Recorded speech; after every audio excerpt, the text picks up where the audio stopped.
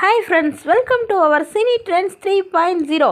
தனுஷுக்கே தண்ணி காட்ட வரும் சிவகார்த்திகேயன், கேப்டனுக்கு ஏற்பட்டுள்ள பெரும் சிக்கல். குழந்தைகளுக்கான படம், உங்களுக்குள் இருக்கும் குழந்தைக்கான படம் என அயலான் பட டீசர் வெளியீட்டு விழாவில் மக்களுக்கு கொக்கி போட்டுள்ளார் சிவகார்த்திகேயன்.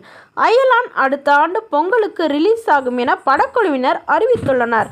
2018 தொடங்கிய அயலான் 5 வருடங்களாக இடையிடையே பல இடைவேளை எடுத்து ரிலீஸுக்கு போராடி வருகிறது. நேற்று இன்று நாளை படத்தை இயக்கிய ஆர். ரவிக்குமார் அவர்களின் படமாகும். சிவகார்த்திகேயன், ரகுல் பிரீத்தி சிங், பானுப்பிரியா, யோகி பாபு, கருணாகரன் ஆகியோர் நடித்துள்ள நிலையில் கடந்த அக்டோபரில் படத்திற்கான டீசர் வெளியிடப்பட்டு நல்ல வரவேற்பை பெற்றது. Alien genre with science fiction படமே அயலான். டீசரில் நம் உலகிற்கு ஏதோ ஆபத்து நடந்து கொண்டிருக்கிறது. அது வெளியே இருந்து அல்ல, இந்த உலகிலேயே இருக்கிறது. நம் உலகை காக்க ஏதோ ஒரு எக்ஸ்ட்ராடினரி பவர் கொண்ட ஏலியன் வரப்போகிறது.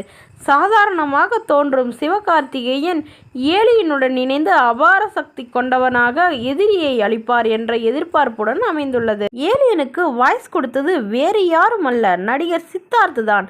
இந்திய சினிமாக்களிலேயே அதிகமான 4500 VFX காட்சிகள் இடம்பெற்றது இந்த படத்தில்தான். இதற்காகவே படத்தின் பொருட்செலவு அதிகமாகியுள்ளது என தகவல் வெளியாகியுள்ளது. ஏலியன் வரும் ஒவ்வொரு சீனையும் 3 தடவை ஷூட் பண்ணினார்களாம். படத்திற்காக அனைவரும் ரொம்ப மெனக்கெடுத்து பண்ணினார்களாம்.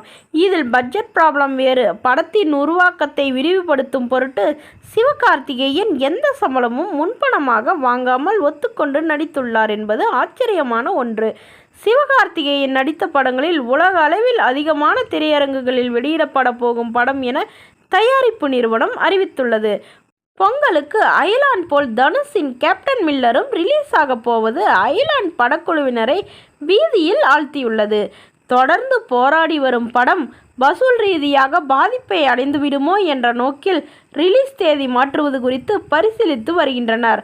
ஆனால் சிவகார்த்திகேயனோ கான்ஃபிடென்ட்டாக இந்த அயலான் பொங்கலன்று வருவான், உங்களை கவர்வான், வெல்வான் என்று முடித்து இருந்தார். இது ஒரு புறம் இருக்க, 2015 முதல் மிக்ஸாம் வரை சிவகார்த்திகேயன் வழங்கிய 5 நிதி உதவி. அப்ப சிம்பிள்லாம் ஒன்றுமே இல்லையா? தமிழகம் தவறும் சமயம் எல்லாம் தவறாது என்றி கொடுப்பவர் சிவகார்த்திகேயன். வாய் உள்ள பிள்ளை பிழைக்கும். இது யாருக்கு சரியோ இல்லையோ, சிவகார்த்திகேயனுக்கு பொருத்தமான ஒன்று. மிமிக்ரியின் மூலம் தனது வாழ்வின் அடுத்தடுத்த உயரங்களை எட்டிப்பிடிக்க முயலும் சிவகார்த்திகேயனை தடுக்கும் தடைக்கற்களோ ஏராளம். தடைக்கற்களை படிக்கட்டுகளாக்கி வரும் சிவகார்த்திகேயன் சினிமாவை தாண்டி தேவை ஏற்படும் போதெல்லாம் தமிழக மக்களுக்கு தன்னால் என்ற உதவியை செய்து வருகிறார். நெட்டிசன்ஸ் இவரின் செயல்களுக்கு அது இது என்று விமர்சிக்கும் போதும் விமர்சனங்களை தாண்டி எந்த ஒரு கடுமையான சூழ்நிலையிலும் தவறாமல் ஆஜராகி விடுவார் சிவகார்த்திகேயன். மிக்ஸாம் புயலின் சேதங்களை சரி செய்யும் பொருட்டு முதலமைச்சர் பொது நிவாரண நிதிக்கு பிரபலங்கள் பலரும் தங்களால் இயன்ற உதவியை செய்து வருகின்றனர். நடிகர் சிவகார்த்திகேயன் அவர்கள் விளையாட்டுத்துறை அமைச்சர் உதயநிதி சந்தித்து 10 லட்சத்திற்கான காசோலையை வழங்கியுள்ளது பாராட்டுக்குரியது. அதாவது 2015ஆம் ஆண்டு சென்னையில் ஏற்பட்ட பெரு வெள்ளத்திற்கு 5 லட்சமும், கஜா புயலின் தீவிரத்தில் கட்டுண்ட போது 10 லட்சமும் தமிழக அரசுக்கு கொடுத்து உதவினார் சிவா. தமிழக மக்களுக்கு பாதிப்பு ஏற்படும் போதெல்லாம் தவறாமல் உதவிக்கரம் நீட்டுவதை வாடிக்கையாக கொண்டுள்ளார் நம் சிவகார்த்திகேயன். கொரோனா அச்சுறுத்தல் காரணமாக இந்தியாவே வீட்டுக்குள் முடங்கி போனது. மக்கள் பலரும் வியாபாரத்தில் நொடிந்து போயினர். பலரது வாழ்க்கையும் புரட்டி போட்ட கொரோனாவின் கோரப்பிடியிலிருந்து மீள சிவகார்த்திகேயன் பெப்சி யூனியனுக்கு 10 லட்சம் வழங்கினார்.